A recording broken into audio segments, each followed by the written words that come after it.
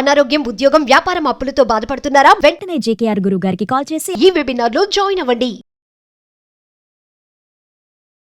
Hi viewers, India's largest digital media network Suman టీవీకి స్వాగతం. ప్రస్తుతం మనతో ఉన్నారు motivational speaker and language trainer Vijaya Bangaru. So అమ్మతో మనం అఘోరి గురించి మాట్లాడదాం. అసలు అఘోరీలు అంటే హిమాలయాల్లో ఉండాల్సిన వాళ్ళు ఇక్కడ ఎందుకు ఉంటున్నారు? ఇది ఏంటి చేయడం? ఇది ఎంతవరకు కరెక్ట్? మన సనాతన ధర్మం ఎట్టుపోతుంది? దాని గురించి మాట్లాడదాం. అమ్మ నమస్తే. అమ్మ నమస్తే రాధగారు, బాగున్నారా? బాగున్నా అమ్మ. అమ్మ చాలా గ్యాప్ తర్వాత మళ్ళీ మనం స్టార్ట్ చేసాం. I was out of station. అదే అయితే ఇప్పుడు అఘోరీల గురించి మనం మాట్లాడుకుంటే, అఘోరీలు అంటే హిమాలయాల్లో ఉంటారు. నిజంగా అసలే పిల్లలు చెడిపోతున్నారా బాబు అని అనుకుంటే, మొబైల్స్ పిల్లలే కాదు ఎక్కడ లేని క్రైమ్ అంతా నేర్చుకుంటున్నారని భయపడుతున్న టైంలో మళ్ళా సనాతన ధర్మం గురించి మనం ఇంకా పిల్లలకి ఏం చెప్తాం? పిల్లలు ఏం తెలుసుకుంటారు? ఈ విలువలు ఏంటి? మన హిందూ ధర్మం ఎట్టుపోతుంది? అసలు ఈ సనాతన ధర్మం అంతా ఎట్టుపోతుందో కూడా అర్థం కావటం లేదమ్మా. అఘోరీలు అంటే హిమాలయాల్లో ఉండాలి.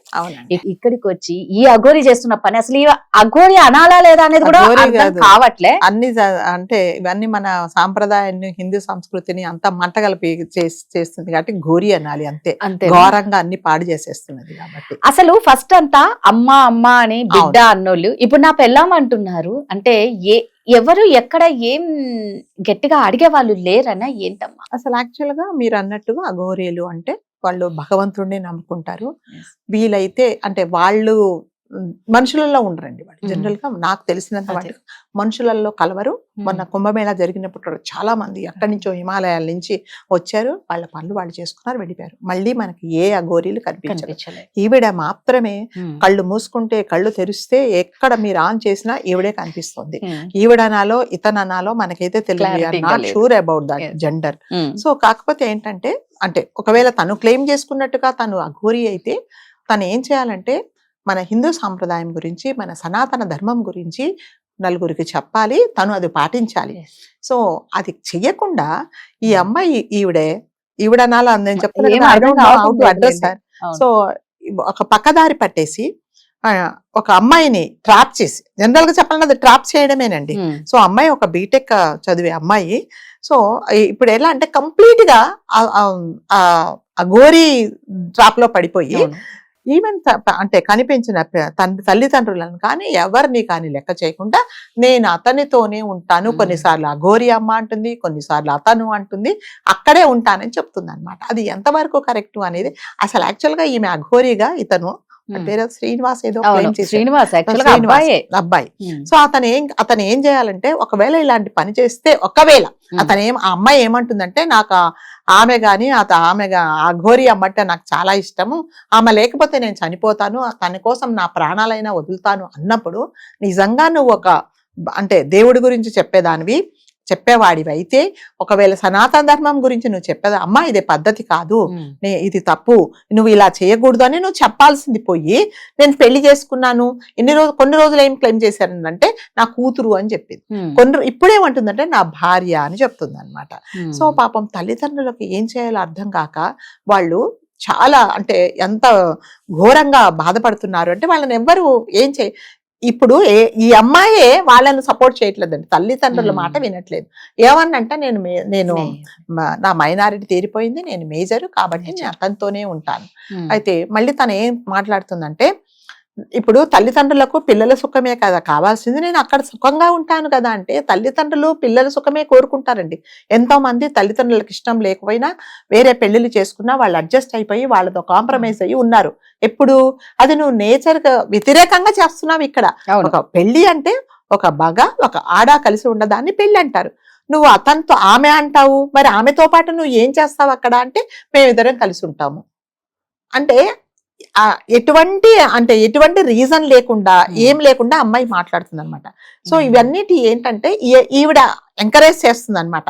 ఇలా చేసినప్పుడు మళ్ళీ చెప్పడం ఏంటంటే, ఇలా చెయ్యకూడదని చెప్పాల్సింది పోయి ఈమెనే ఎంకరేజ్ చేస్తుంది. నాతో పాటు ఉంటారు, నా దగ్గరే ఉంచుకుంటాను, మేమిద్దరం పెళ్లి చేసుకుంటాం. అమ్మాయి ఎందుకమ్మా అంత అడిక్ట్ అయిపోయింది అమ్మాయి? అంటే కొందరు ఏమంటారంటే మందు పెట్టిందేమో, చెప్పలేమండి మనము. అంటే వీళ్ళు ఏంటంటే ఆమె అవతారం చూస్తే, ఆమె అన్నాలో మళ్ళీ ఎలా అడ్రస్ చేయాలో తెలియదు. అంటే అది చూడంగానే నాకైతే కాళ్ళ కింద నుంచి భూమి కదిలిపోద్ది.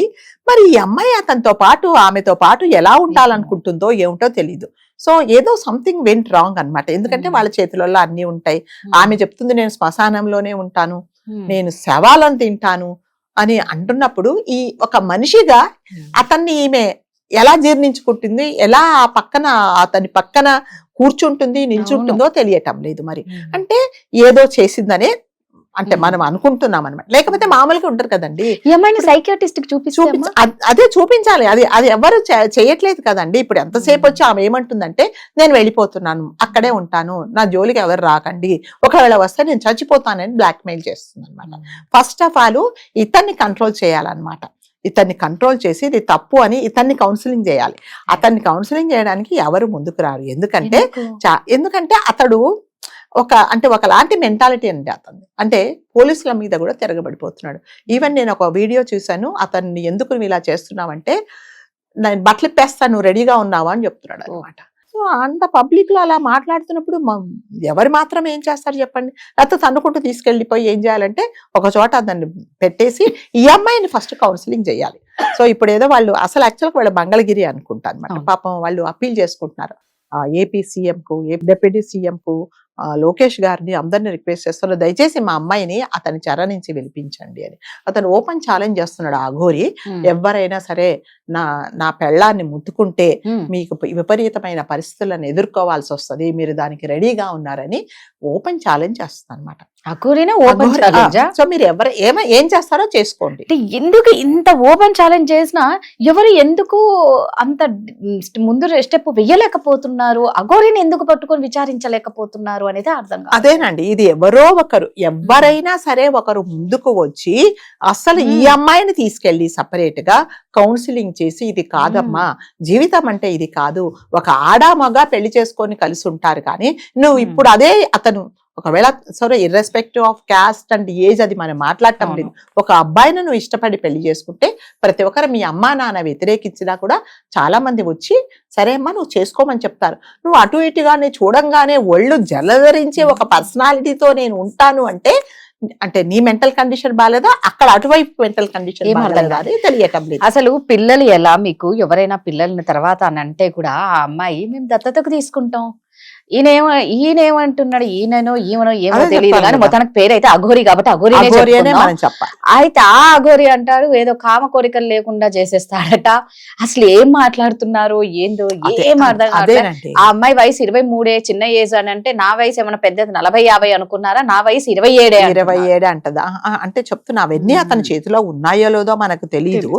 కాకపోతే అంటున్నాడు కదా మీరు అన్నట్టుగా అలాంటి కోరికలు ఏమి లేకుండా నేను చేస్తాను, మాకు ఎక్కడ ఈ ప్రపంచంలో ఎవరు పెళ్లి చేసుకునే విధంగా మళ్ళీ మనం పెళ్లి చేసుకుందాము, ఎక్కడ 12 జ్యోతిర్లింగాల దగ్గర నేను అక్కడ బుక్ చేస్తాను అని చెప్తున్నాడు అనమాట. సో చెప్తుందో మళ్ళీ మనం కరెక్ట్ చేసుకోవాలి. కాబట్టి ఇదేంటంటే ఎవరో ఒకరు ముందుకు రావాలి. ఎవరైనా సరే ముందుకు వచ్చి కానీ ఒక డాక్టరో లేకపోతే ఒక కౌన్సిలరో లేకపోతే వచ్చి ఒక ఫ్యామిలీ కౌన్సిలరో వచ్చి ఈ అమ్మాయిని సపరేట్ గా కూర్చోబెట్టి అసలు ఏం జరిగింది అనేది ఆ అమ్మాయిని కూర్చోబెట్టి మాట్లాడితే తప్ప తెలియదు. ఆ అమ్మాయి ఇప్పుడు ఎలా అంటే ఒక ట్రాన్స్ లో ఉండిపోయిందండి. ఆ అమ్మాయికి ఆ అఘోరి తప్ప ఎవ్వరూ కనబడట్లేదు అస్సలు. అంటే తనను ఫస్ట్ ఎవరైనా సరే ముందుకు వచ్చి ఆమెను కౌన్సిలింగ్ చేసి ఇది కాదమ్మా ఇది పద్ధతి అని చెప్తే తప్ప ఈ సమస్యకి పరిష్కారం లేదు. అదే ఆ అఘోరి ఏమంటుందంటే నువ్వు మా ఇంటికి వచ్చేసాయి, నేను మా ఇంట్లో ఉంచుకుంటాను, నేను నీ తల్లిదండ్రులను కూడా చూసుకుంటాను. ఆ తల్లిదండ్రులేమో మా పిల్లను ఇదేంటి ట్రాప్ చేసింది, అతని దగ్గర ఉండొద్దు, వాడు చాలా భయంకరము అని చెప్తున్నాడు అనమాట. సో దీనికి పరిష్కారం ఏంటంటే ఎవరో ఒకరు ముందుకు రావాలి. మీరు కానీ నేను కానీ ఇంకెవరైనా సరే ఆ అమ్మాయిని పట్టుకొని అసలు ఇది కాదు పరిస్థితి, నీకు ఎందుకు ఇలా జరుగుతుంది, లైఫ్ అంటే ఇది కాదు, నువ్వు ఎందుకు ప్రతి ఒక్కరు మనం ఎందుకు ఆమె గురించి మాట్లాడుకుంటున్నాం ఏంటంటే అమ్మాయి ఎవరి మాట వినే స్టేజ్ లో లేదు కాబట్టి ఇక పెద్దవాళ్ళే ముందుకు రావాలేమో దీని గురించి. ఇప్పుడు ఎవరి మాట ఎందుకు వినే పరిస్థితి లేదంటే చెప్పాను కదా ఒక భ్రమలో ఉండిపోయింది అనమాట. ఆమెకు తల్లిదండ్రుల కంటే ఫ్యామిలీ మెంబర్స్ కంటే చుట్టాల కంటే ఫ్రెండ్స్ కంటే ఆ అఘోరి అనేదే ఈ ప్రపంచంలో ఉంది, నాకు ఎవరూ లేరు అని చెప్తుంది. సో దీనికి అన్నిటికీ ఏంటంటే పరిష్కారం మీరు అన్నట్టుగా ఎవరైనా ఒక ముందుకు వచ్చి ఆ అమ్మాయిని కౌన్సిలింగ్ చేసి ఇది కాదమ్మా పరిస్థితి, నువ్వు ఒక అబ్బాయిని ప్రేమిస్తే ఒక అబ్బాయితో ఉంటాను అంటే ఎవ్వరూ మీ తల్లిదండ్రులు ఒప్పుకోకుండా అందరం కలిసి చేస్తాం, ఒక అమ్మాయి, ఒకవేళ అమ్మాయి అనుకో ఏం చేస్తావు, అబ్బాయి అనుకో వాడితో ఏం చేస్తావు అన్ని. ఇప్పుడు ఏ తల్లిదండ్రులకన్నా ఏముంటుందండి, మా పిల్లలకి పెళ్లి కావాలి, చక్కగా పెళ్లి చేసుకోవాలి, సంసారం చేసుకోవాలి, పిల్లలు పుట్టాలి, వాళ్ళని మేము చూసుకోవాలనే ఉంటుంది. కానీ నువ్వు వెళ్ళి అఘోరి దగ్గర ఉంటాను అంటే మళ్ళీ తల్లిదండ్రులకు బాధే కదండి. నువ్వు బాధపడకు, మీకేం హక్కు లేదు, నేను మేజర్ అయినంత మాత్రాన ఏ పని చేయాలి, నువ్వు అసలు అంటే ఈ ప్రపంచంలో చెయ్యని పని నువ్వు చేస్తాను అంటే ఎవరు మాత్రం ఒప్పుకుంటారు చెప్పండి. సో కంపల్సరీగా అమ్మాయికి కౌన్సిలింగ్ అనేది కంపల్సరీగా అవసరం అండి. సో దీని దిశగా మనము ఏదైనా సరే నిజంగా మీరు అన్నట్టుగా మనం ఏదైనా చేస్తే తప్ప ఆ అమ్మాయిని అతని నుంచి మనం కాపాడలేము. లేకపోతే ఎక్కడ తీసుకెళ్లిపోతుందో ఏం చేస్తుందో కూడా తెలియదు. అంటే మన కళ్ళ ముందే ఒక అమ్మాయిని అంటే సజీవంగా మనం అతనికి అప్పగిస్తున్నాం అన్నమాట. దాని తర్వాత ఏం చేస్తాడో కూడా తెలియదు. సో అదండి, నిజంగా ఫస్ట్ ఆఫ్ ఆల్ మన సనాతన ధర్మం ఎటుపోతుందో, మన పిల్లలకి ఏం నేర్పిస్తామో అయితే ఎక్కడ క్లారిటీ లేదు. ఇలాంటివి ఎక్కువ అయిపోతే నెక్స్ట్ మంచి జరుగుతుంది అనేది మనం బ్లైండ్ గా జరగదు, మంచి అనేది మాత్రం నమ్మాలి ఇవన్నీ చూస్తుంటే. Thank you.